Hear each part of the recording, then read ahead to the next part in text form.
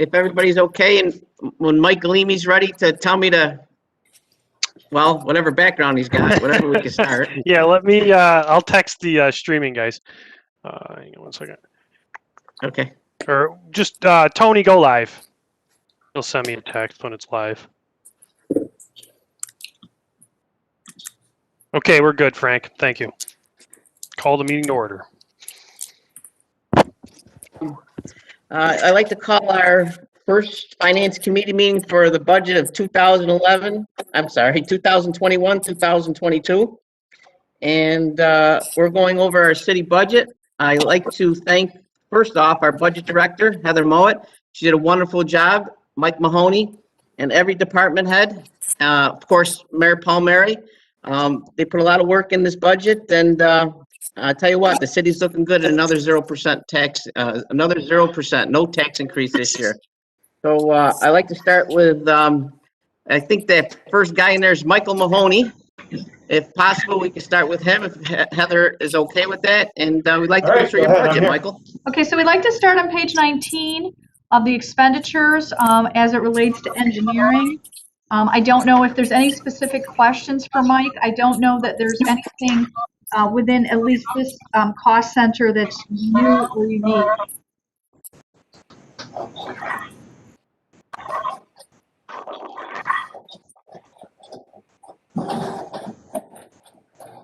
Any questions for Mike as it relates to the engineering cost center?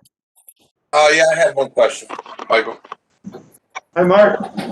Hey, on this this NIPA electric service, I thought NIPA was taking care of that. Are we getting reimbursed on that, or? No, that's our payment to NIPA. I mean, we have different projects. The that one is for LED upgrades at City Hall and other city buildings. Okay. I thought that was up there by the zoo. No. They've partnered with projects that we've done throughout all our city buildings. We did the pool. We just did the fire departments. We've done quite a bit. Okay, good to go.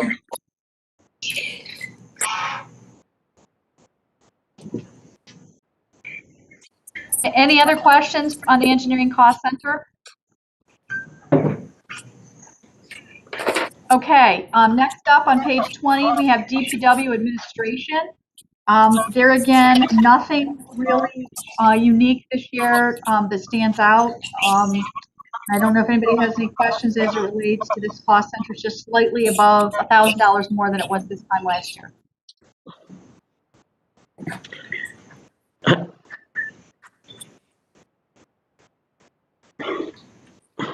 Nice and quiet, Heather. You're doing an excellent job. See that? Okay, next up is City Hall Maintenance, which is under Mike Mahoney. He manages that cost center. There again, really, we actually reduced this a little bit this year in our electrical service. And so there again, nothing unique, no new positions, no new contracts. Do you have any questions for Mike Mahoney as it relates to City Hall Maintenance? So can you explain why the electric service went down this year? I mean, not that I'm complaining, but just curious. Well, as you may, well, you weren't here when we did the solar farms probably, but we have 3 solar farms up north. So those help knock our electric service, our electric bills down on the delivery side on quite like 12 different accounts across the board, our largest buildings. So that helped down a little bit. We were very conservative because this is our first year with that we're actually going to see the savings. So we just knocked it down a little bit. Okay, thank you. You're welcome. Thanks. I do want to just mention under this, you're not seeing it here because we're actually getting paid for it through capital and through FEMA reimbursement. But Mike has been very involved along with Frank Matolo. We are putting a window in downstairs where sort of like the Bank of Utica that will have a drawer on it and an intercom so that if people want to pay their bills. Right now, we're still not allowing people in City Hall. But if people want to come in and pay their bills, they'll be able to do it with a glass shield.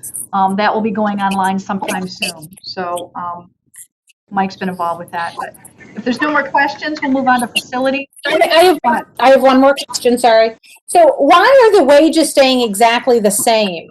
So I'm looking at Yep. 2020. Why are the wages, like, why aren't some Very people easy get question. standard? Very easy cold question.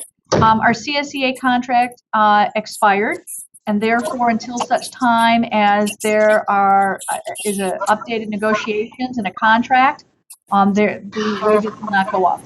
You don't really see that in fire and police, even though both their contracts are up, and that's because people move around between different call centers. But you would see, literally, when you look at fire, we haven't had a contract in 3 years. You're going to see their wages pretty similar year to year. So that's the reason. Right. So, but we should expect that in the following year, or at least or some point this year, if CNCA, if we successfully renegotiate that contract, that's going to go up, correct?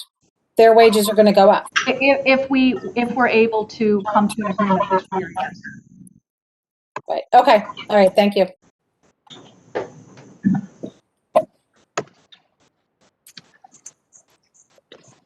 Okay, I think we're all set with city hall maintenance. Next up is facilities. I don't know that there's anything new here. Are there any questions as it relates to facilities? Heather, what page is facilities on? Page 21. 21. 21? Bottom. Okay. So I take it there would be the same answer if I asked that wages question. That's correct, Councilwoman. Yes.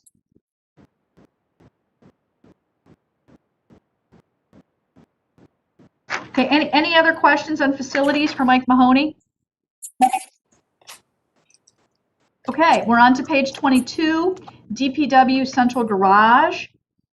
Here again, the one thing I do want to point out to you under wages, it appears that there's a big increase. There isn't.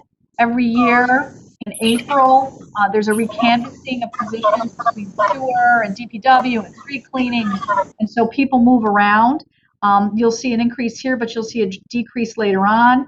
Other than that, once again, Dave and his team have really tried to hold things. I mean, our repairs line is still pretty high. That's just because so much of our equipment is older, and they really held the line as it relates to Central Garage. So does anybody have any questions for Dave on this cost center?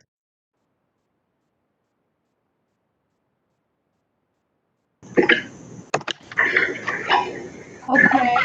I'm just moving forward here. Hold on just a second. I believe our next. Hold on just one second, Heather. Mike, I keep having to toggle the mute on your mic so that it's not interfering with the audio. So, if I unmute it, or if I mute it, just check it before you guys start talking. Thanks. You just want to see if we're talking about you, that's all.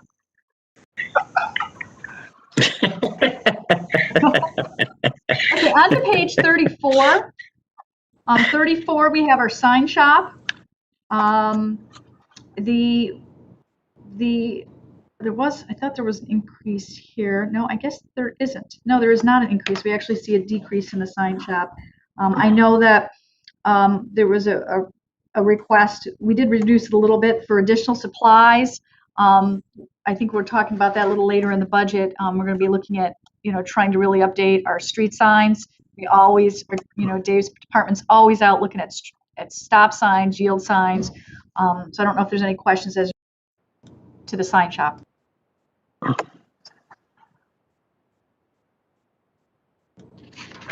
Okay. We are now moving on to page 42. 42 has our DPW street maintenance, very, very small cost center. But this includes money for sidewalks. We still, even though we have $55,000 here for sidewalks, we still have money set aside in our CDBG, which we really every year we utilize for sidewalks. But this is some of the other lines that Dave utilizes and engineering utilizes for some of our street maintenance. I don't know. Anybody have any question there? Okay, next up is DPW Garage, the garage per se. Once again, not a lot of changes here. I think we're pretty well set on that. Can I ask I have a quick question to that. For the DPW garage, is there money somewhere in this budget to fix that whole wall? No, at the moment, nope. So the two-part answer to that. Number one, we are in the middle of applying for FEMA funds for that. We're halfway through that process of getting certified for it. You know, they keep certifying projects from the Halloween storm until such time as money runs out. So we're kind of running two tracks with that. In a couple of weeks, you'll be seeing the mayor's request for a capital budget. And in that capital budget, I expect to see the money for the wall. After operational budget line items today, we have a video presentation for you of some of the disrepair of our parks garage, our parking garages, our police station, our fire station. So when we get done with that, we'll probably talk a little bit more about that, Councilwoman. Okay, thank you. Okay, on to, let's see here, that was on to street lighting. Street lighting. Lighting, yep, street lighting. Big difference here, you see a reduction in the electrical service. That's the big reduction. Over the past couple of years, you've been seeing reductions, and that's during the current year because we took ownership of our lights back, you may recall, in the April timeframe, April, May. We were able to reach savings throughout the year because we actually own the lights. So now we're not just going to reap that savings, but we're also going to reap savings from energy incentives. I will tell you, and Mike has some detail, the lights are about 98% complete. And so right now they're working on the architectural lights, some of the lighting downtown, and some of the masts up on the arterial. So I don't know if you have any questions. I will tell you, and Mike alluded to this earlier, because we're tied into solar credits and we may have to come back to you in the middle of the year and move electrical budgets around. We've got electrical budgets in all different cost centers, and those solar credits are being they're being moved around between cost centers, and we don't really have a total handle on it. We believe that Mike and I have worked on all the budgets for the electrical costs here, so we believe that there's enough of a budget in totality, but we may be coming back to either ENA or ENA and the council to redistribute those accounts. It's just in progress. So I don't know if you have any questions for Mike on the street lighting cost center. So how much do you expect the electric service line of that? So we're going down from basically $1.5 million in the previous budget year to $1 million. That's great. That's $500,000. What do we expect it to go down to over time? Is it going to go down more than that? No, I don't. It's twofold though, because we also have to, as I mentioned, we have the solar fields. We have to pay to have those solar fields. So there's $750,000 a year we pay for the solar fields. So across the board, we're saving money on those 12 accounts to compensate for the solar field money. So this is on top. So this additional savings is from the LED lighting itself. So the reduced street lighting bills. We have 3 street lighting bills. Right. Okay, thank you very much.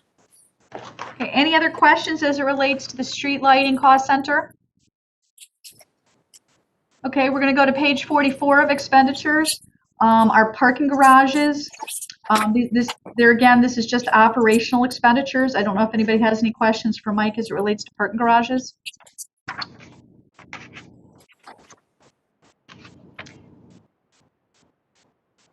Okay, we'll move on to parking administration. What's different here is you may be aware, maybe you aren't aware. When the pandemic started, the mayor wanted to immediately take a look at what some cost reductions could bring and efficiencies. And one of the things that we found, we offered an early retirement incentive. We had, I believe, 7 individuals take advantage of that, and it was a very big blessing. We did not, at this point, I don't believe that we filled any of those positions. I believe one we did a half-time position, but one of these happened to have been our parking Administration clerk. You might remember Sherry Harris, who was down housed in the controller's office. The controller's office has now taken over this function. And so therefore, that's why you don't see a salary there anymore. So that was really, you know, when everyone says, how did you get to a zero? That's because the majority of those positions were not filled, and we did not fund this. You will see we have lease payments. We have some security cameras up. And so that lease payment still sticks, and that's what keeps that cost center open. Does anybody have any questions on parking administration? So does that mean we laid Sherry off? No, I know. As I mentioned, we offered an early retirement incentive, and there was. Oh, early retirement. Sorry. Yes. Yep. Yep. Great. Sorry. That's okay. Okay. Any questions? Next up on page 45 is parks maintenance. Heather, Go ahead. it's Mike. Go ahead. Just real quick. If it comes up again, there was a retirement incentive that was authorized by the Board of E&A earlier in the year. So there are a couple positions you may see like that, Councilperson Friend, and they were not, it was a legitimate incentive that people Right. willingly took. All right. Okay. Thank you. On page 45, parks maintenance. As it relates to parks maintenance, it actually was lower than this previous budget, and where you will see that part of the difference is we reduced trees, flowers, and shrubs from 60,000 to 55,000, and I believe, Dave, I'm trying to remember, I believe the other one was the other big reduction, I'm just looking here real quickly, was seasonal laborers. Maybe that's in a different cost center. But Employment. yeah, okay. So I don't know. Does anybody have any questions on parks maintenance for Dave?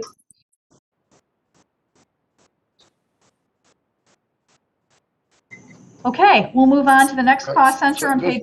Just one question here on the seasonal employment. You're not planning on. I know he requested 85,000. You're down to 40,000. You're not planning on having parks personnel over the summer again? Is that because of the pandemic? Or?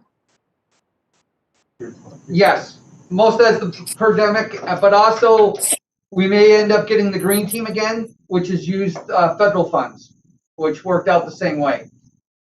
So, Councilman, this past summer, we received quite a bit of money in CARES Act money, and we still have some of that money left is available to be used for a greens team. So we are supplanting, instead of using our seasonal laborers in the general fund, we still plan to have another green team this next summer. Now, I will tell you, it really worked out great. Our Parks and Rec team stepped in and really assisted Gene Allen.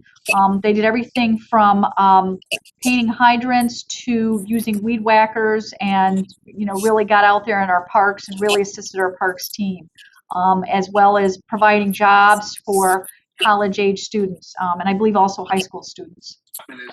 Heather, Councilman Beatrice here. Yes. I'd just like to add one thing about the Parks Department and stuff. Last summer, I realized we were in a pandemic and everything was shut down. But I mean, my area. There's a large part of it is the parks, and until the end of the year, we had no service in those parks at all. And I totally understand it because of the pandemic. But as long as you're saying I can see we're cutting this money out, and I'm fine with it, as long as you can assure me that I could call Fred and say, hey, something needs to be weed whacked and something needs to be taken care of.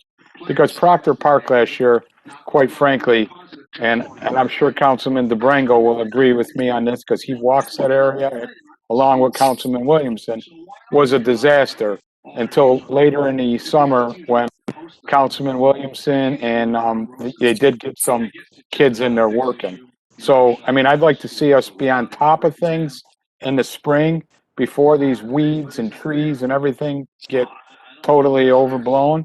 So if you're going to assure me that you think we have the help and the finances to do that, I don't have a problem with you cutting it back. But I feel for the guys in the Parks Department, because when you call there, they truly want to come and help you, but there's no help to do it.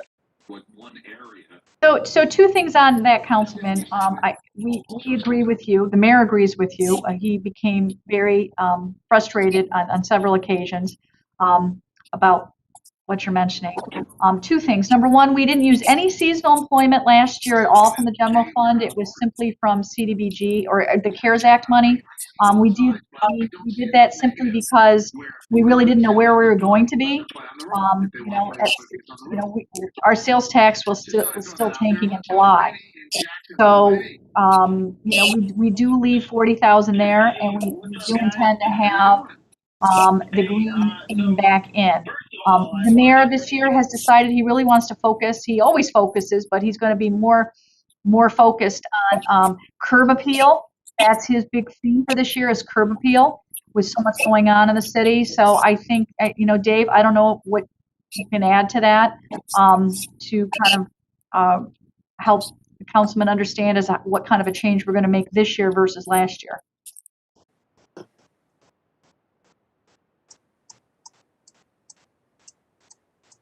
Dave, is there anything you want to add? Councilman Beatrice, at any time, you know who to call, and we get the job done for you. Dave, I was not questioning you or Fred. You guys are always there for me. Yes. I'm questioning that you're short-staffed. You know that the Parks Department was short-staffed. I know last summer we were in a pandemic, so we were able to get away with it. But you and I both know the mess that happens at both parks at Proctor Park. I'm not questioning anything. I'm just asking you, while we're all on this, you guys have a plan.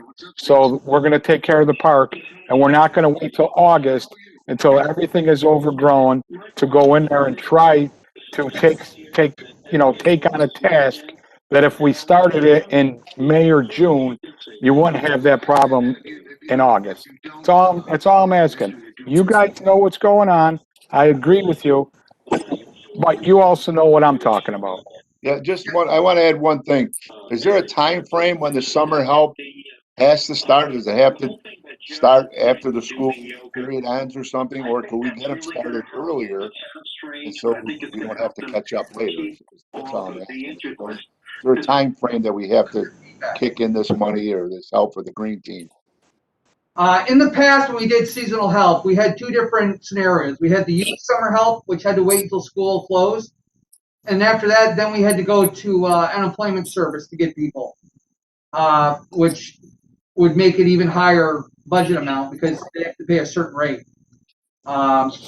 Each way, though, they're limiting what they can do for us.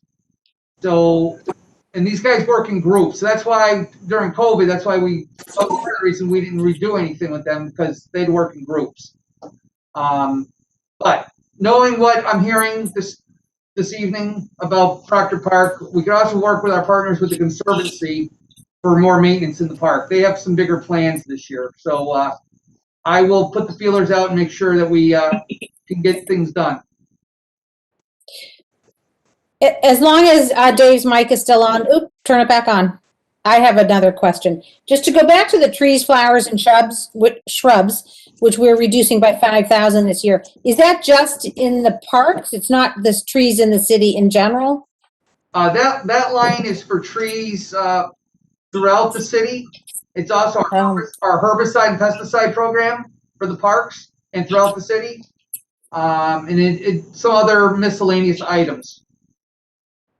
So, and you wanted it to stay the same as it was in the previous budget year, but it got reduced by 5,000. Okay. Yes. Thank you. Any more questions on parks maintenance? Okay, our next cost center on page 46 is infrastructure. Everything is the same here except for contractual stormwater. And please correct me if I'm wrong, but at the end of when we were going through the budget last year and everything closed down rather quickly, Councilman Frank Miola and I believe maybe Frank DeBrango requested that money be put in the budget for stormwater.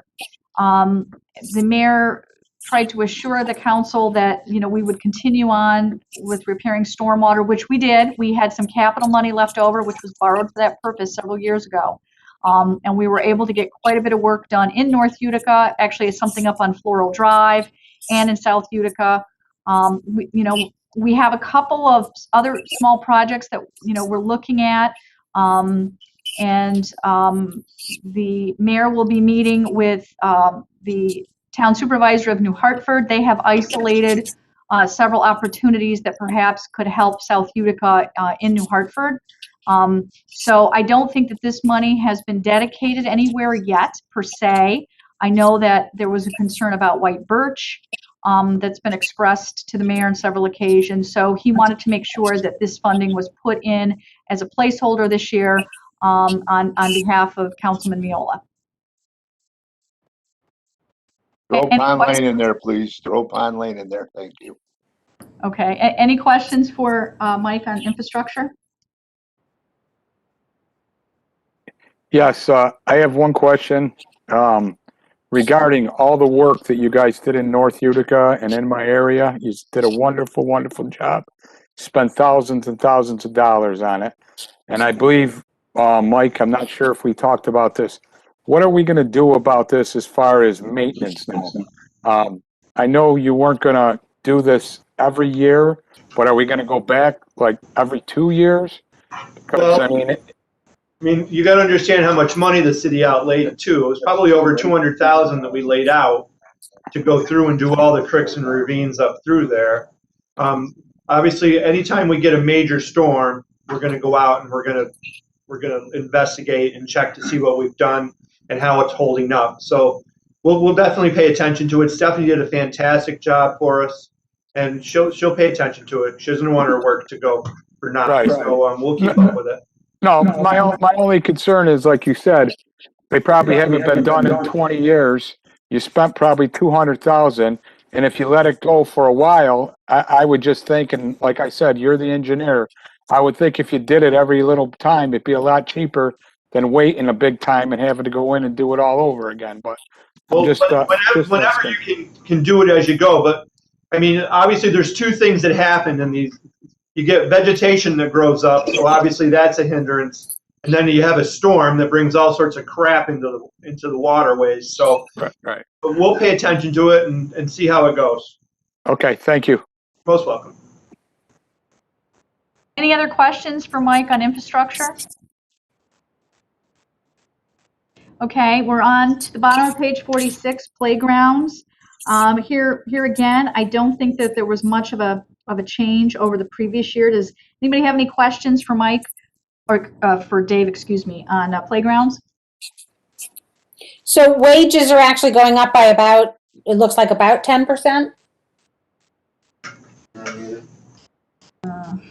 Yes, and that's because I know Fred Sperry, I believe Fred Sperry is listed, is he under this, I believe, Mike, or Dave, under, I've got to take a look here at the org chart. I have three waged individuals that are in the union. We're waiting on union contracts to see where that goes. Okay. Yeah. But you expect that if we successfully negotiate, you expect those wages to need to go up? They would probably go up depending on the length of the contract, yes. Okay, thank you. Any other questions on playgrounds? The $12,000 for other equipment, what is being put into what playground for that 12,000?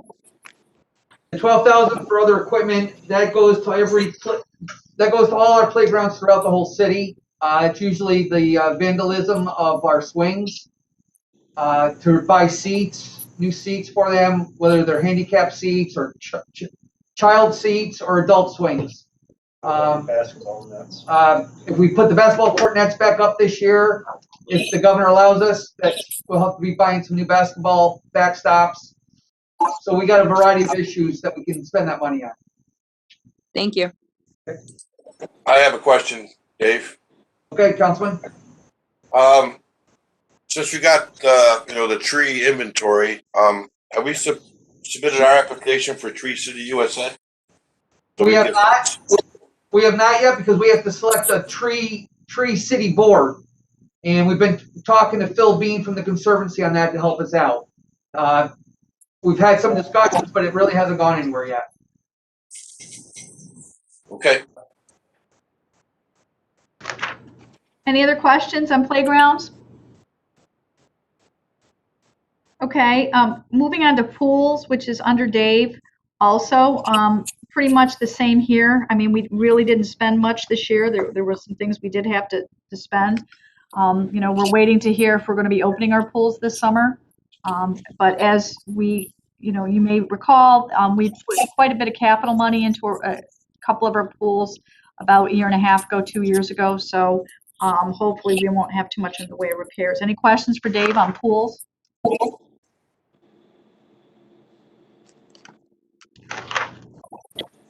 Okay, our next cost center is on page 48. It's the Key Chalet. Dave also manages that. There again, we really didn't open it again this year. One of the things Dave often mentions, we struggle with trying to hire people to work it. And I don't know, Dave, if you want to talk a little bit about the Ski Chalet? Yes, the ski chalet as usual is determined on cold weather and snow. We have very limited snowmaking capabilities. Our hindrance there is the cost of water to make snow. And then our other biggest issue for the last couple of years is finding staff to actually work it. To try to even open up the ski center, we need at least 7 individuals to work a night. And you know, we go through all our youth bureau kids. We put some feelers out to the community, and we're just not getting any respondents to work. So in order to make it run, we sometimes ask our own employees to do it, but that means overtime for our employees. So that's short-sighted, and a lot of those guys don't want to work it either because they got to be out in the cold. David, Do you Jack, I have have- a question on this. Are we, do we have to go to the employment agency when we do this to hire these 7 people? The employment agency will not hire them due to their own insurance because they're on the ski hill, or the pools. I can't hire people through an employment service for pools either. So these are just How do people. So how are you doing it then? I'm sorry, I interrupted you. I said, I was asking, so you just, how you putting the feelers out there? How you doing it then? Through the youth bureau, Lonnie and Chet, we go through our summer workers, if they're back for Christmas break or whatever, or even some of the kids that just are around, we have them to work. That's who we've usually used in the past. Even some of our summer employment guys, we like them in the winter. Do we have to insure them and everything, or just pay them a straight fee for them working? We just pay them a straight hourly rate. That's it. Okay. Thank you, Dave. Why do you, Dave, why do you think it's hard to find people, just in general, for that kind of work? It's probably the same reason why we don't get a lot of use out of the hill. I mean, these kids have other options other than standing out in the cold. They're not, we don't have diehard skiers here. They don't get, none of the kids at work ski.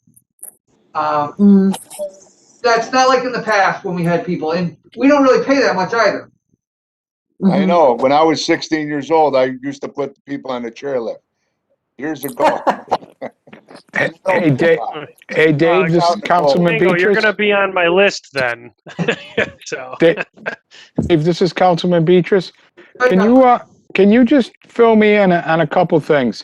What is it when you say these workers? What type work do they do? What are they? They're got kids on the ski slope? I mean, on the ski lift? When we open up the chairlift, you have to have an attendant at the top of the hill and at the bottom of the hill. And that attendant at the bottom of the hill actually puts the skier on the chairlift. Then we have the rope tow, same situation. You gotta have someone on top, you gotta have someone on the bottom. And then we try to rotate these kids so they're not just standing out there in the cold all the time.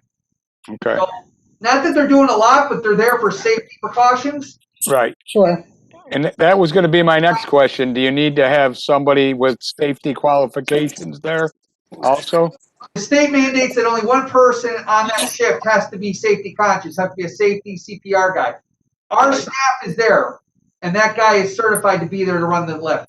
Okay. And then getting as far as the inside, I know tell me if I'm wrong, but in the past, I believe you guys tried to sub out like a concessionaire, which is probably tough to do because there's no quality, you don't have no set time and you don't know, the hours or anything like that, right? Because that if you have a good winter and you have people there, I would assume the concessionaire could, either if city did their own or a concessionaire on their own could be quite profitable. To your point, Councilman, when we ran it, we did make money on concessions and not skiing. There's no doubt about it. People love coming to the chalet, just looking at the hill, having a cup of coffee and whatever we had for them. Right. And when Mr. Ford ran it, his concessions were his biggest selling point compared to the skiing and tubing. But that came with staffing that we had to provide to run that. Then the Parkway Senior Center, they wanted to get involved, but they couldn't find enough volunteers to work the night shift. So we've run the whole gauntlet. It's just right. It seems like it's really almost too inconsistent to get guaranteed people to work and guaranteed somebody to run a concession stand. Absolutely. Seems like that's what the major problem is. Okay, thanks a lot. It's just as inconsistent as our snow. Yeah, and if anyone is listening and curious, I had inquired with Dave because I know a lot of constituents did reach out. Part of the reason we couldn't even think about flipping the lifts on this year was that they could not be inspected this year because of COVID, and our inspector couldn't come here. So it was just a no-op this year altogether, even though this year obviously was conducive to it. So that's just something I want all the council people to understand in case they're wondering. Right. Yeah. Yeah, thank you for that, Mike. I was at Woods Valley recently, and it is amazing how many people you have to have. Like you say, one person at the bottom, one person at the top, etc. But some of those were SUNY Poly students working out at Woods Valley. I wonder whether SUNY Poly might be a place to find part-time workers happy to do that kind of work. Just a thought. Councilwoman, absolutely. We try to put feelers out wherever we can. Chet LeConte has connections over at Utica College. We actually tried to have college night for college kids to come and ski and other things. It's just very hard. We're very inconsistent. Yeah. Open and everything else, and these college kids have to have a schedule. That's right. Like Councilman Beecher said, we're just so inconsistent. No one can have a schedule. That's the problem. Right. Hey, thank you. One last question. What kind of shape? I know we couldn't have our lifts and stuff inspected, but what kind of running shape are they in? Are they in good shape would they pass inspection, or would it cost us thousands of dollars to get them up and running? No, Councilman, every year we do our maintenance. We have a contractor that comes in and goes through them. Coming up, I think next year we have to do our weight test on it. It's a little bit more money. They actually take the chairs apart. They load them with weight. They get stress tests and all that. The actual the chairs get x-rayed for metal fatigue. That'll be coming up. But right now, if we had to open, if we got the inspector to come, I don't think we'd have a problem opening. Good to know. Thank you. We have all new lights, so the city's really put a lot of money into that place up there. It's just we're just so inconsistent with the weather. It really hurts us. Okay, any more questions on the, okay, we'll move on to the Fertility Clubhouse. This kind of is co-managed between Dave and Mike. Not really any change here. So I don't know if there's no questions, we'll just move on. What is the Bertolini Clubhouse? I have no idea. It is the, why don't you Mike, you want to answer that? It's the golf course building. Oh, okay, thank you. It's the first I see what you floor. did, Mike, believe me, nice. Yeah, it's the first floor. So, yeah. Okay, thanks. Our next cost center is on page 51. It's street cleaning. If you recall earlier up, I don't remember if it was Dpw wages, garage wages. It was more, it was higher. And I said later on we'll be talking about when the cost center comes down a little bit. It's not because we got rid of anybody, and it's not because we have any vacancies. It's really all because of the way that the contract's written, and they bid on certain jobs in different cost centers. That's why that appears to be a little bit lower than it did in the previous year. But other than that, the really big The really big nuts here are the overtime, which appears a little low. Remember, this number came before the past couple of weeks of storms. And of course, our salt, that's the other big nut that's in there. But there again, nothing really much there has changed. Does anybody have any questions for Dave on street cleaning? I had one on the Bertolini building there. Is that running out again, or are we looking for a new tenant for upstairs? No, it has, I believe, 2 more years on the contract, which they could extend, I believe, if they want to. Not quite sure. I know the mayor has been talking with Jeff Daniels. Not quite sure where that sits at the moment, but we haven't really started an internal discussion about once his term is up what we're going to be doing. But has he said he's gonna run it again this year? We assume so. We assume so. He hasn't said anything to us. I spoke with the mayor and Bill Borrell a couple of days ago about it, and he's not said anything. So we should get a yay or nay on it. I know the mayor's been talking to him, so I think we should know something shortly. Okay, thank you. On the other supplies, is that the salt right there? Yes. The 402, it's salt, yes. And the reason, if you look at the historical, you can see back in 1819, it goes way up. And, you know, you could say, okay, let me go back and take a look and see if we really had a lot of snow that year. Part of what fluctuates this number is if there is a lot of salt left over at the end of the year that we don't use, it's actually considered an asset. And there's a valuation that's put on that asset. And that means we didn't use it. And the other side of that number that's an asset hits the expense account. So sometimes those numbers can fluctuate up or down just based on what the inventory is in the salt barn. But about 450 is about how much we actually expend each year in salt. Any other questions for Dave as it relates to street cleaning? I don't know if I had missed it earlier, but Davey, how are we doing on salt this year? Councilman, it's always hit and miss. Right now, these storms, these 1 to 2 inches, they're nickel and diming me. So I have about, I don't know, I probably have about 1,000 in the barn, and I have another 1,500 to buy yet for our contract with the state of New York.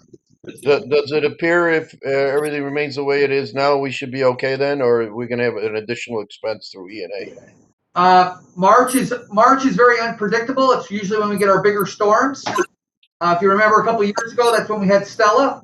And the week after Stella, we had another storm that was almost comparable to Stella. So We have a storm coming this week. you just never know. I really can't answer that truthfully. Any more questions on street cleaning? Okay, we'll move on to demolitions. Demolitions, not a lot of big change here. We are, and I'm sure you hear about it from time to time, we are going to be doing a couple of demolitions, one for Waterville, in which we're trading some street cleaning. And the other one is a house out in Chadwick, some Bleachery Ave for the town of New Hartford, in which we got a trade for some brining from the town of New Hartford. But otherwise, we've been pretty busy. There are a couple of, right now, they've been working over on James Street, but we have a house we have to take down on Barnes Ave. And then, you know, as we get ready to take houses in foreclosure, and Mike's got number 2 up there. 2 houses on Barnes Ave? There's 2 houses on Barnes Ave. Okay, 2 houses on Barnes Ave. And, you know, as we get ready to do our foreclosures, we always usually have a couple there. So I don't know, anybody have any questions for Dave or Mike on demolitions? Yeah, I do have a question. Do we have an ETA on that senior center cleanup? In any aspect of timing? Councilman, right now we're being held up due to the weather. The water board doesn't like us tapping their fire hydrant when it's below 32 degrees because we could break it. We started the demo under 32 degrees and we got lucky, but right now it's just been too cold. As soon as the temperatures start getting back up into the upper 20s, we're hoping to open that back up. Especially, we're going to remove the I-beams out of the way, and then we can start removing the rest of the debris. You. Davey, I got a question too I think there's a house on Tracy Street that I think you guys are trying to set up for demolition too, if I'm not mistaken. I think it's like on the 600 or 700 block of Tracy. I'm not sure about that, Council. Yeah, well, I'll talk to you later on that one. Okay, Well, if you have an address, we'll check it. Yeah, I'll get it for you guys. Thanks. okay, Okay. yep. Okay, I think we're all set with the general fund unless anybody has any questions on the general fund. Okay, the other fund we wanted to cover tonight was the sewer fund, which starts on page 72. We've kept the revenues pretty stable. We're doing pretty good year to date. We're right where we were this time last year. Not as it relates to the expense line items on page 73, 74, and 75. We're still continuing on with a lot of capital work that we're doing out there. We're doing sewer linings, constantly updating our sewer lines out there. So I don't know if anyone has any questions for, and there again, Mike and Dave kind of manage this cost center together. So I'll open it up for them if anybody has any questions. I have a I question. just have a general question, but Mark, you go first. For the sewers, I know we had a meeting with up on Whitechurch, and I know we started working on it up there, as well as Pine Lane down at the base. Is that forecasted in this budget? You know, the monies that we need to spend, or? So about maybe 20 minutes ago, we were talking about a line under infrastructure. There's 200,000 there for stormwater. I think on White Birch it was for stormwater, and I think that Mike is, working through a list right now. We'll know more, when spring breaks, and we get our first spring rains and our first spring thaw as to where some of the weak points are. But they're on the list. The question is, what is the priority? And Mike, I don't know if you want to add anything to that. White birch is definitely a priority, but it's not. It's more than just white birch, because you fix white birch, the water's going to come down. It's going somewhere, so you have to look at what's below white birch and make sure the systems can handle it. So, we have it designed, we have a plan, but again, you have to be careful. You fix one problem, you don't want to create a problem for somebody else. So if you go to the left, it goes to New Hartford, right?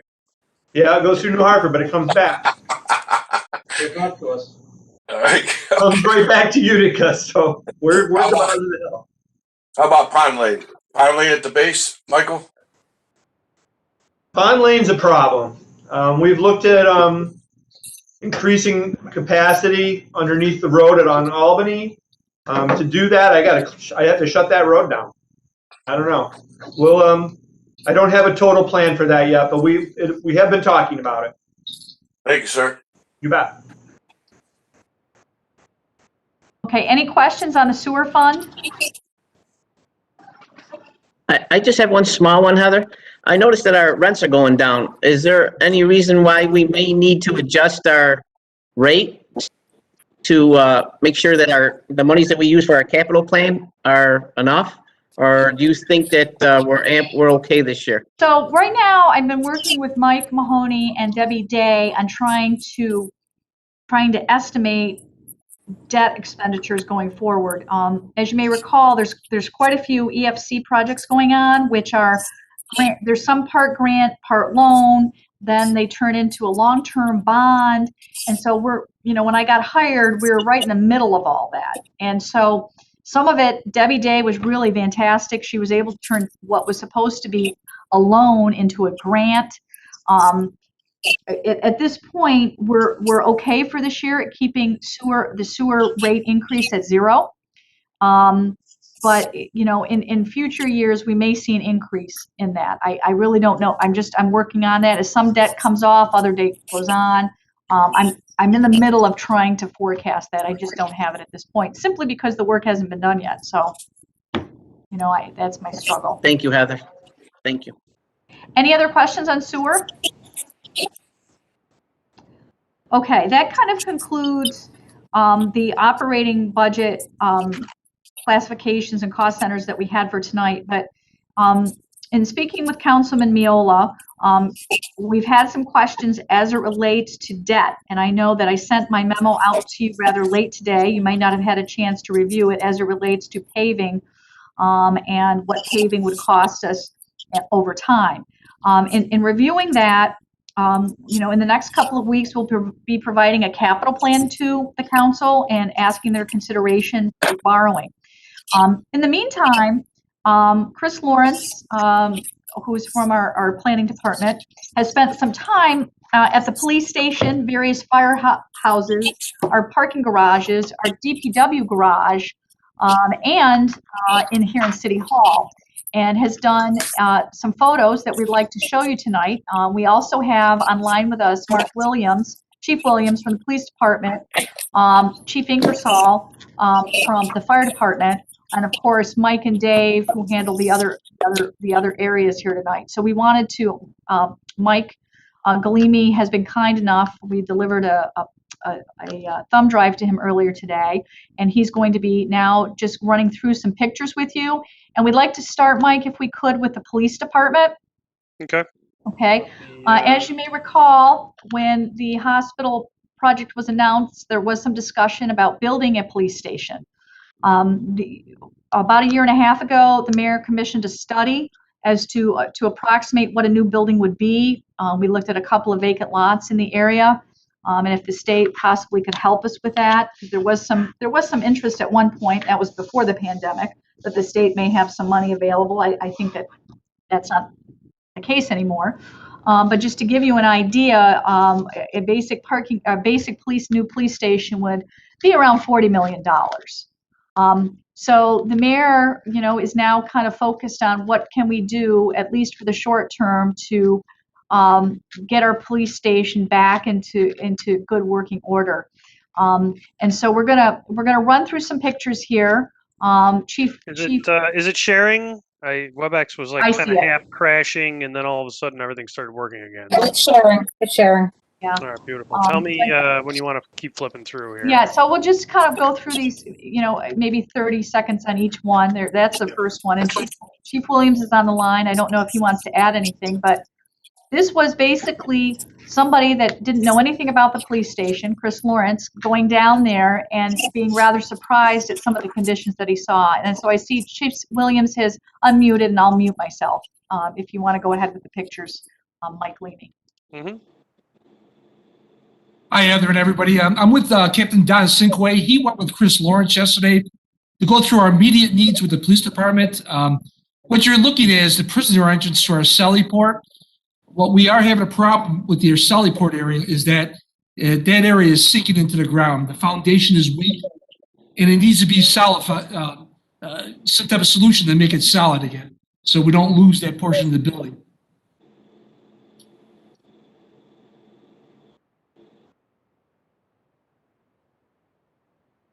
We got to keep in mind, this is a building that's almost 100 years old. Part of that study that Heather talked about was also about the feasibility of staying in our current building. Based on bringing our building up to modern needs, to include soft cost of percentage of 30%, they estimate to bring the building up to the current needs would be over $10 million. And I realize, based on our current budget situation, that's not feasible either, but we do have some immediate needs we do have to take care of. Don, can you speak about some of this? So the last two pictures you just saw, that's the basement, that's our property. That's where we store everything from, homicides to larcenies. That's just some windows. And again, that's the basement. That's adjacent to the entrance you saw. That's all in part the same issue.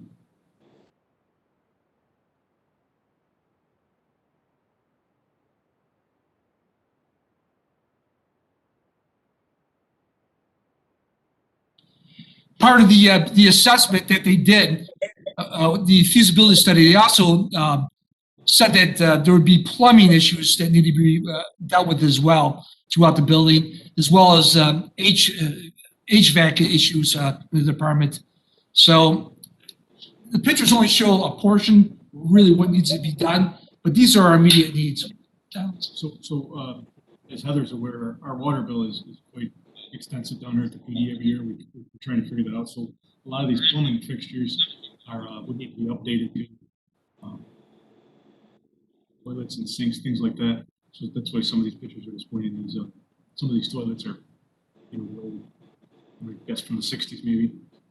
What you're looking at now is our prisoner area. We're out of room at the police station. We've outgrown this building, so we try and make room wherever we can. We've actually taken over some room at City Hall for storage and stuff. So part of this plan would be reconfiguring some of those cell blocks that, due to bail reform and virtual arraignments and things like that, we don't necessarily need 18 or 19 cells anymore. We probably need maybe 4 and 2, male and female. So we could reconfigure one side of the cell block. It's a significant amount of square footage. Some structural engineer would have to look at it, see exactly if that steel is being. That's a picture of me right there on the right. See what we could do with those areas once we took the steel down from the cells. That's our criminal investigation division. That's all the investigations we conducted in there from all felonies.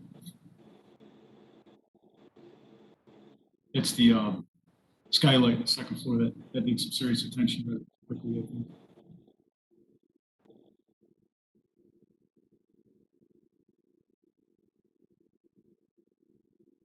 So the reason we looked at those pictures of CID was thinking how tall the ceiling is, maybe some cost-saving efforts to lower that ceiling and save some heat. It's just downstairs, you got a property room. So that's a part of the HVAC system update to talk about is those heaters you see. Every office has its own heater now. There's no central unit in this department anymore. I guess there used to be 2 huge boilers downstairs. They don't. So every office essentially is controlled by one of those. And that's some old pictures.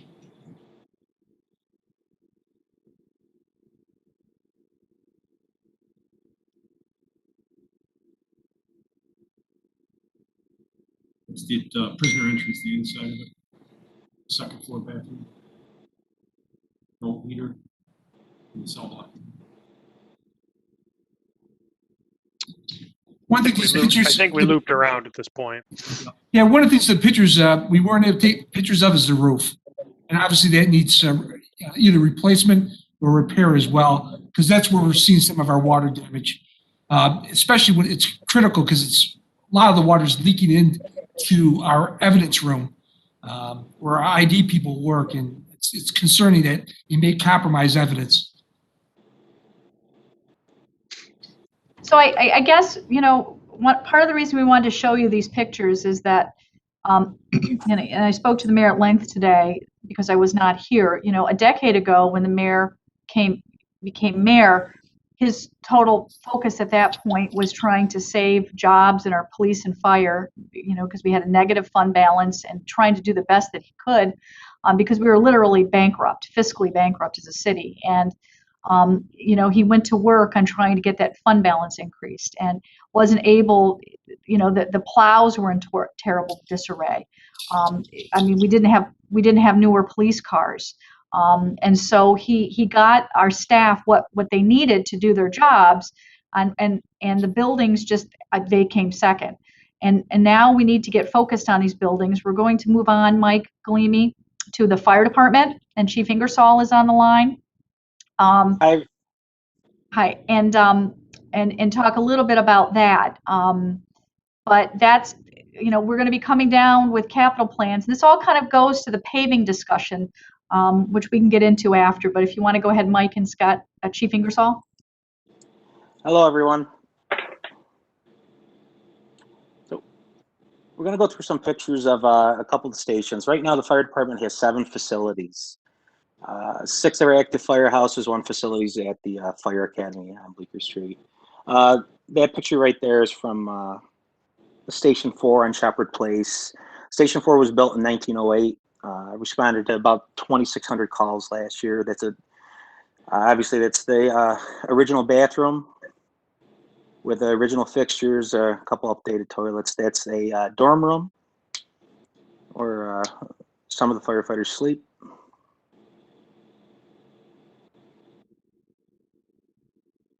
It's the locker room on Shepherd Place.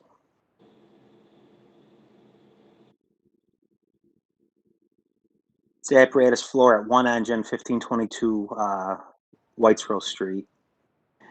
Station 1 was built in 1901, originally for horses. Chipping, peeling paint. We have a lot of wood fixtures in there. We have to do a large lead abatement project at Station 1, along with the roof, due to the parapet partially starting to collapse, and we have constant water leaks at the station. Asbestos, mold, and lead paint are plentiful there. This is the stairway to the upstairs, and it's covered with wood. There's no fire rating to this. It's an open stairwell. It wouldn't meet current codes if we tried.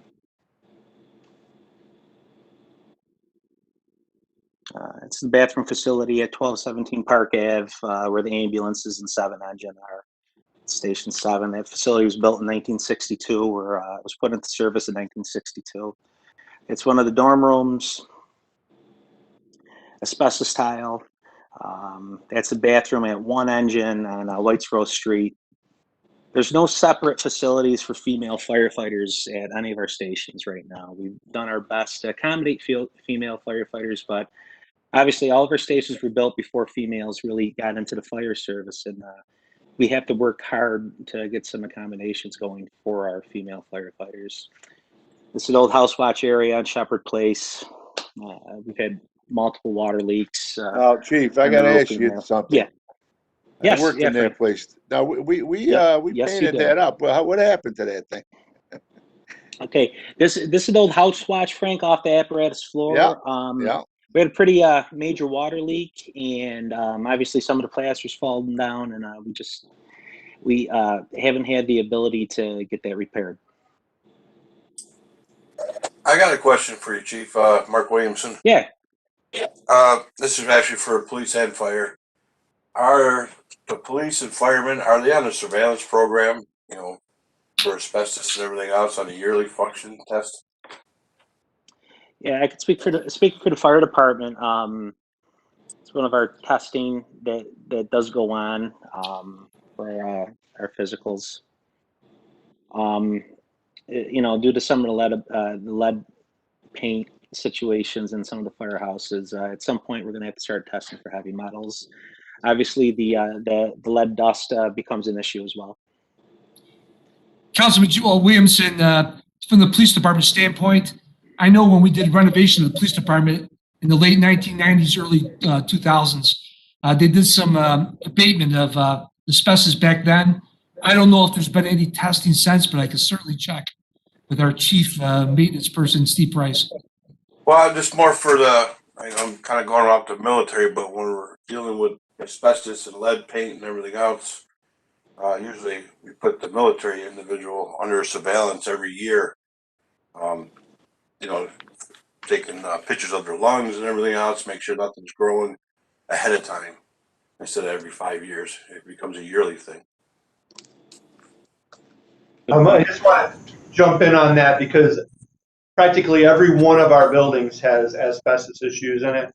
I can't think of any that don't. I mean, some of the older ones obviously do have lead paint, like City Hall probably doesn't have that much trouble on lead paint, but we definitely have asbestos issues here.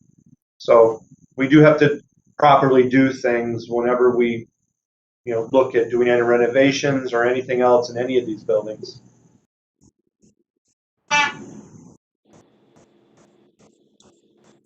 Yeah, I'm not trying to open up Pandora's box whatsoever. I'm just curious, downrange, if someone comes down with asbestos or some type of issue from the fire or the police, and they can bring it back to the city of Utica, and now they got stage 4 cancer or whatever the case may be, and we knew that we had these issues.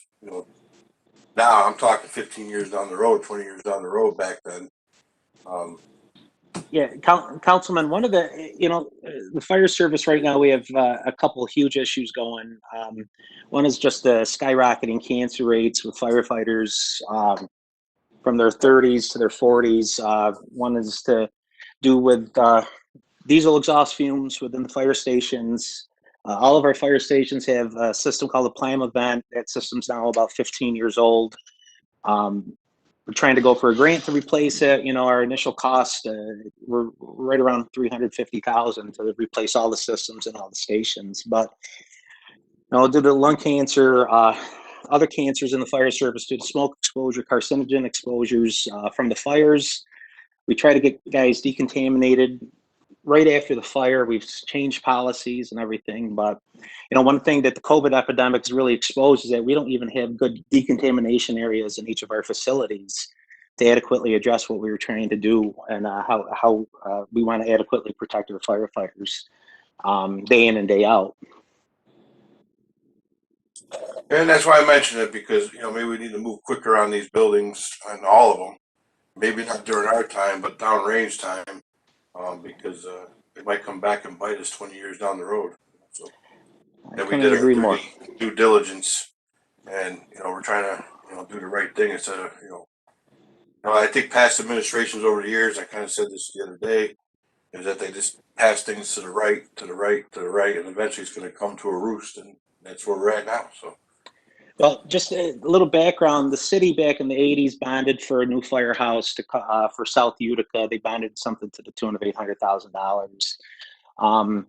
Right now, if we were to build essential facility cost, because we have to meet a new code now according to FEMA, and everything that's going to be built has to be built to essential facilities. A little more extreme with engineering and the redundancy that's built into the stations because they're meant to make it through natural disasters, have power, etc. You know, we're looking at somewhere right around $400 a square foot. So if we want to build a new facility, we're not looking for Taj Mahals here. We're looking for functional buildings that are going to last at least 50 years before we got to put some more money into them. And we need to do our due diligence. And, you know, we kicked this can down the road for many, many years. The last new firehouse built in the city was 1976. We really haven't done a lot other than put a roof on some of the places and update the HVAC systems. And at some point, we got to really start addressing what we have going on. The key with the fire department is response time. So this is why West Utica has a station, South Utica has a station, why Cornhill has a station, East Utica, Bleecker Street, North Utica. Response time is the name of the game when it comes to anything to do with fires, medical emergencies, heart attacks, people not breathing. And, you know, we got to do the best that we can to start maintaining these facilities a little better. So Mike, is there any more pictures for the fire, or was this it? We'll just kind of. Yeah, I was just waiting for Chief Ingersoll to be able to narrate them. Yeah, this is the MS supply storage room at Station 7. Station 7 responded to just about 10,700 calls last year. This is where the ambulances are stationed out of. Ambulance bays. It's at Shepherd Place. This is the basement at One Engine on Whites Row Street. Again, we're parking apparatus on basements, and they're just these two of their firehouses were built for horses. This is again Park Ave Fire Station. Bathroom facilities. Kitchen at Station 1 on Whites Row Street. That's it. That's all we got. Okay. And we only have about another 15 minutes, and we still have 3 other sets of pictures to get through for others. Does anybody have any questions for Chief Ingersoll? Okay, Mike, could you load up the DPW pictures? As you may recall, there's been major flooding down at our DPW, and Dave, if you want to talk through the pictures. Yes, DPW was built in a flood zone, unfortunately. So when we get anything over 2 inches of rain, we end up flooding to different degrees. This right here is our front, right as you come in the front door. This is the garage during one of our floods here 2 years ago. The water was up to the axles on most of the trucks. Created some damage. We had a lot of computers that were shot, generators, chainsaws, stuff that was on the floor, unfortunately. That's our locker room lounge for the guys. Has some issues. We couldn't get all the pictures that we wanted in here, but you know, the facility is definitely dated 1967. We've done some minor upgrades. We put the roof on about 20 years ago. We have asbestos on the floor tiles, asbestos in the window caulking. We have a hole in the I-beam, the support beam. That's the wall that blew out. That's our brick veneer that's fallen off the wall itself that popped the panel off the wall. There's the hole in the wall that happened in the wintertime. That's the line for the flooding. We had 18 inches of water in the whole building.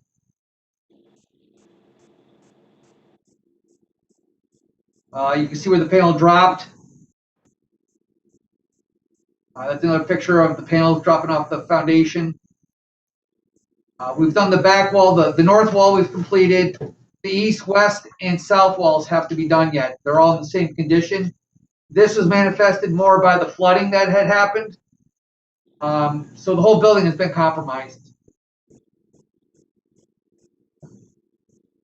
So Commissioner Short's been working with them, just not been successful so far in finding a site that's centrally located, that has enough space, that, you know, we could begin designing something. But we're going to have to do something soon. I mean, the mayor just wanted to share some of these pictures. You know, especially, I was a little surprised, quite honestly, by the locker room, and I think there's some things that maybe we could do in the short term for that. So, any other questions for Dave Short? Okay, this what you're seeing right here is from City Hall.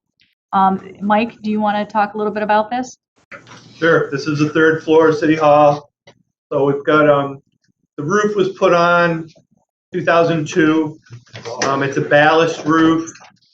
By ballast, it means it has stones all over it. It was probably the cheapest system the city could put in at the time. But what happens when people walk on the roof, you got stones that are original to the building. They get jagged and they poke holes in the roof. Not that we're walking on the roof, but obviously sometimes you have to go up there and service it. I did have all the seams redone a number of years ago. It's just, you know, I'm just chasing leaks all the time.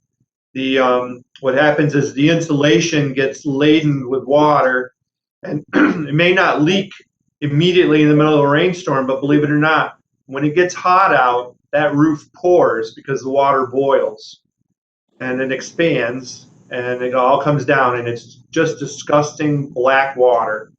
So anyway, George, my maintenance guy for the parking garage, came up with these, you know, these bag things with the drains in them, and at least, you know, we're trying to contain the leaks because, as I mentioned before, the asbestos content in this building is very high, and most of the ceiling tiles are also asbestos.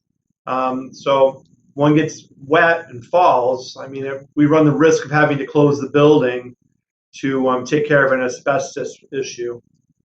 So, you know, this building is in desperate need of a roof, and it's all over.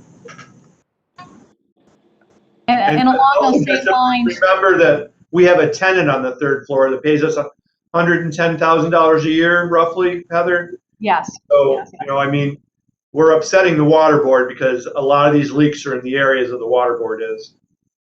And also, we don't really have a picture of it, but our air handler is very close to going. That's close to $500,000. And, you know, if that were to go down, we would have to close City Hall down. So, as you may recall, we had to close the Common Council chambers 6 or 7 months ago because of an air handler problem. So, so that's kind of where City Hall is. And just because due to time, Mike, could we switch to the parking garages? Because this was also some pictures that I think we just got an update actually today. I was hoping to have it for tonight's meeting. Right now, between our 4 garages, we have our 3 big garages and our City Hall garage. We have about $24 million of renovations that need to be done.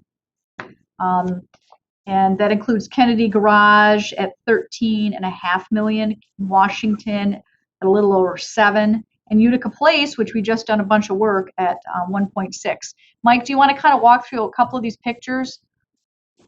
Sure. What you're seeing is these are the poles that are holding up the main level at Washington Garage. You know, it was important to keep the hotel level open, so we've lost most of the parking underneath. We are in the middle of a project because you did approve $4 million last year. Part of that money is finishing up the Boston Store Garage, or what's called Utica Place.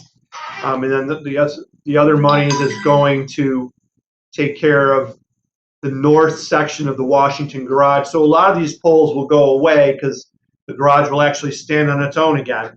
But there's still a need. I mean, we're working on just basically one section of the Washington Garage. I still have the south side to do and the entire upper deck to do. So, I mean, these garages haven't had a lot of work done in years because the parking authority had them and they didn't have any money. Since we've taken over, we have been infusing money as we've been able to. But the parking garages in the Northeast, they need a lot of attention.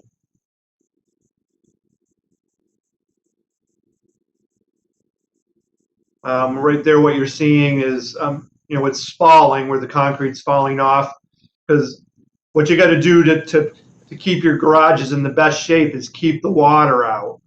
So we're working on a middle level floor, but we need to keep the water from the floor above before it even gets to this floor. But that's the main level of parking where everybody wants to park, so that's why we're trying to get the poles out of there. Get that floor back in shape so it holds itself up.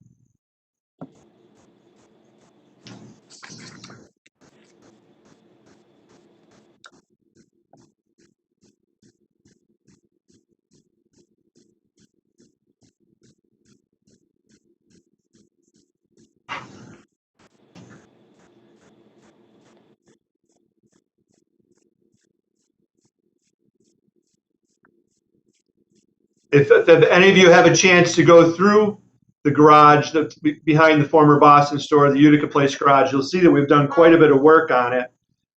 We repoured the decks. That's a steel garage, a little bit different. The Washington Garage, Kennedy Garage, and even the garage here at City Hall. It's all poured concrete. So the steel garage is a little easier to work on because the steel holds the garage up, and all you're doing is repouring the slabs that are suspended. So if you have a chance to drive in that garage, you'll find that it's looking pretty good. We've had it painted. We've done some safety projects by making sure that the railings are at the proper height for code. We've been doing this. We've done all the stairs over. So we've been putting the monies that you've been giving us to good work. But like I said, I got three other garages that are still in pretty rough shape.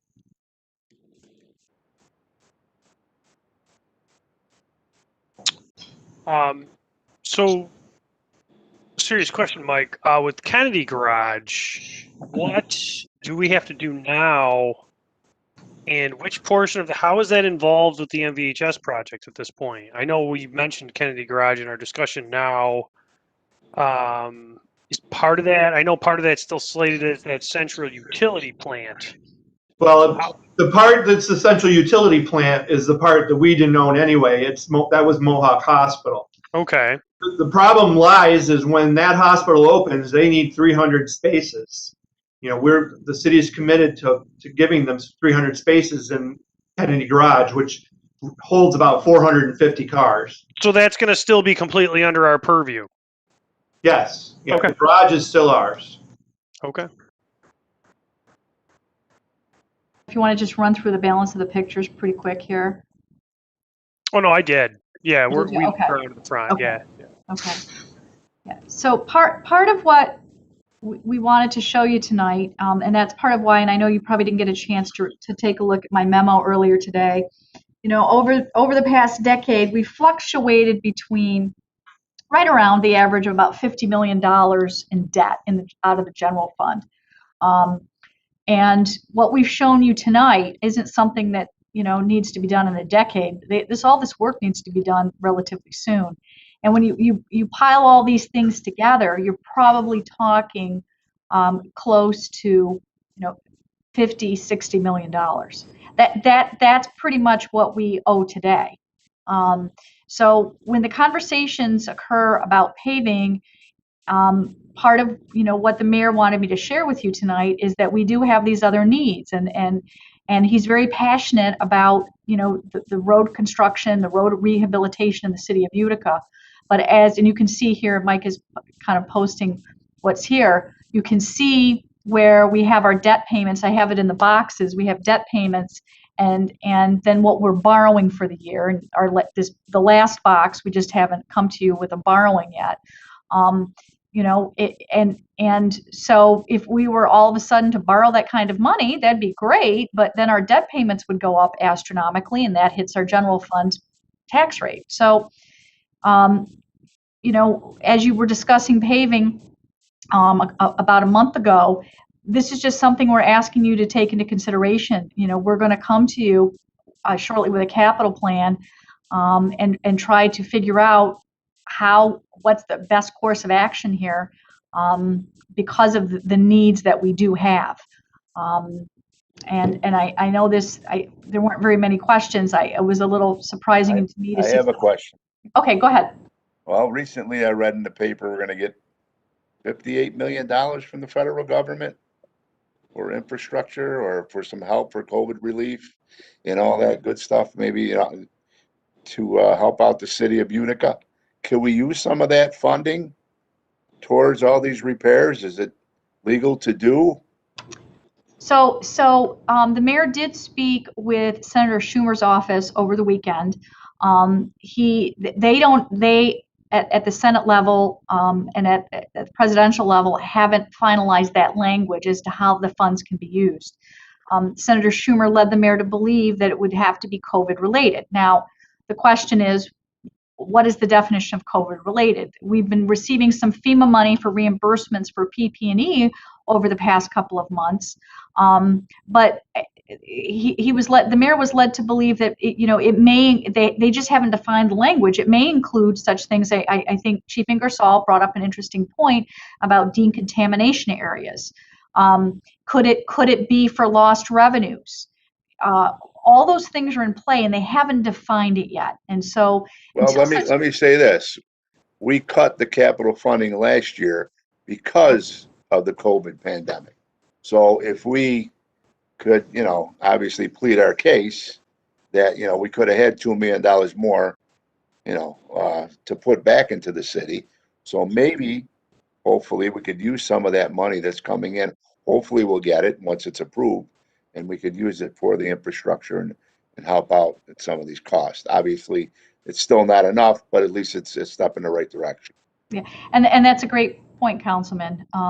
So we're just waiting for the definition of what is considered, what the funds can be used for, and then we'll go full speed if that money is available for that. We've gotten quite a bit of money through the CARES Act that's runs through Community Development Block Grant and UED, and really none of it can be used for some of the basic expenses that we have. I do want to do one last quick shout out to the police department, or excuse me, the fire department.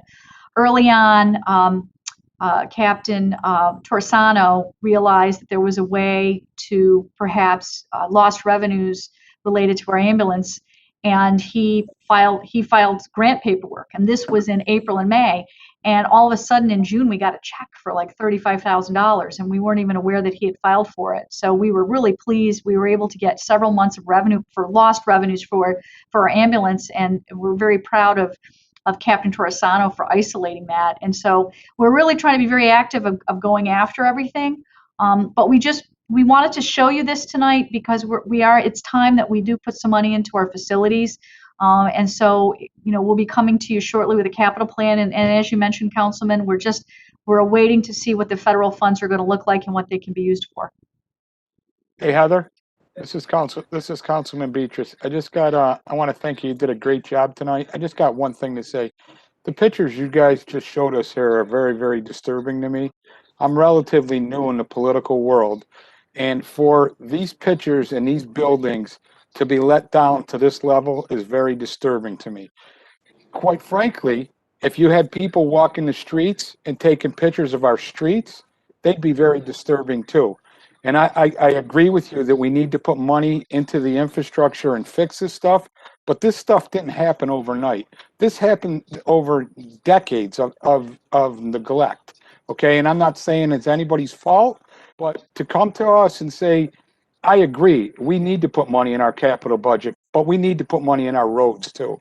And so this road thing, and I'm new again on it, I look at it, we're borrowing money at a low interest rate. It just seems to me constantly we want to get rid of the paving. And we cut it last year because of the pandemic, okay? But our roads are a mess too. How come nobody took pictures of our roads, of our bridges that are collapsed, are this, to see that? Because the taxpayers need their roads done too, just as much as we need to fix all this stuff. So the answer, in my mind, is not just to cut the paving plan. And I'm not saying that you're trying to do that, but it seems to me that that's where we go all the time. I just think that we need to come up with a plan to fix this stuff. Those police and fire and the DPW and the parking garages, that stuff didn't happen in the last 10, 20, or 30 years. It's been neglect forever. So, I mean, we do have to come up with a plan. And I agree with you, and I'm sincerely not trying to isolate the paving program, because that's not where the problem is. I mean, it isn't. We need to pave our streets. One of the things you asked me to do, which I included here, was what the cost of paving would cost us as it built up over time, and I just wanted to. I try not to be too opinionated on this. I try to just show you the facts. Right. But often we talk about, I know last year we talked about, I want to say it was Councilman DeBrango was talking about the age of our firehouses, and we talk about it, but we don't see it. And so I know you might have been disturbed by the pictures. I think we all were today too by some of them, and I think it has just become commonplace, some of this stuff, and we kind of forget about it until we take a look at it. And so I just wanted to make sure that we're all aware of what our capital needs are. And I really can't say strongly enough, when the mayor did take over, we were bleeding so badly out of our general fund, just trying to make debt payments, we couldn't even pay our retirement bill. We had to borrow for about 5 years just to pay our retirement bill. And we were able to dig our way out with the council. The council was right there. They were great team players with the mayor. And now it's time to take a look at these things that we haven't been seeing, we don't see on a daily basis, and try to work on them. And as Councilman DeBrango mentioned, we will take a look at whatever financing, any money that we're going to get, trying to look at even CDBG. A couple years ago when I first started, one of the first questions that came up was we need more turnout gear, more bailout gear. We need a little bit quicker. Mayor wasn't aware of it. I was made aware of it, brought it to the mayor's attention. We met with Brian Thomas, and we were able to secure extra funds for bailout gear and turnout gear for our fire department. And sometimes it's just communication. And the mayor just felt very strongly that he wanted to share this with you tonight, because you had asked me for the paving schedule and what it looks like to pay for the paving. And I just felt it was fair to also display this. I have a question, Heather. I would just like to weigh in quickly and to just say that I completely agree with everything that Councilman Beatrice just said. The people have asked us, have required us to spend $5 million a year on paving, and I think we ought to do that. I got a question, Heather, on the Kennedy Garage. Didn't the Mohawk Valley Health System said they're going to help with the repairing of the garage to get it ready? Well, there's two things going on with Kennedy Garage. Number one, and I was not around for this non-binding memorandum of agreement, that was signed. But it did talk about that MVHS would rent spaces from us. They wanted at least 200. Now they need 300. That they would rent those spaces from us. So that rent, I believe, was meant to go towards any repairs that would need to be done with the garages. It also included, there was a state grant of $3 million that would go towards repairs. So it was an actual state grant. I wasn't around for any of that discussion. I know it's in the MOA. On the other side, someone could say, well, you know, that MOA also said that the garage would be 60-40. You know, the new parking garage, if a parking garage was to be built. But there are a lot of things in that memorandum of agreement which don't exist anymore. There was like $10 million of new market tax credits. There was a variety of other grants that don't exist anymore. But as Kennedy Garage sits today, you know, Mike has done a fantastic job at constantly meeting with our consultant, trying to update those numbers on Kennedy Garage. And, you know, I echo what he said, that the Utica Parking Authority managed these garages for many years before Mayor Palmieri took over, and there was no improvements done on them, just like our fire departments and our police station. This didn't happen the past 5 years. I mean, this has been, you know, 30 years in the coming. And so it's just now, why is this all really coming about now, is that, you know, our downtown is seeing a resurgence, and our police station is downtown and now on the front line of a beautiful street. And our parking garages, people need to park in them because we've had a resurgence of downtown. So there's an extra focus on it. But you know, we're constantly looking for grant opportunities. We're constantly looking at how to be more efficient, how to try to get more done with less. And as I said, I've never tried to make, you know, provide an opinion on, you know, where money should be spent necessarily, only to provide the data and the information so that you can make decisions appropriately.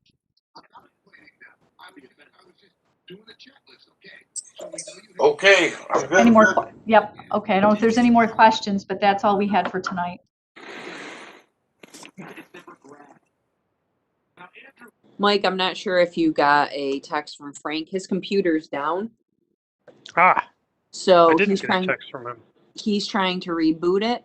At this time, Okay. I think we can adjourn this meeting and then take a 10-minute break and then come back to the pre-caucus caucus. All right, so 10 minutes. You're going to call the meeting to order at 6:20, right? Sounds good. All right. I'm just going to mute.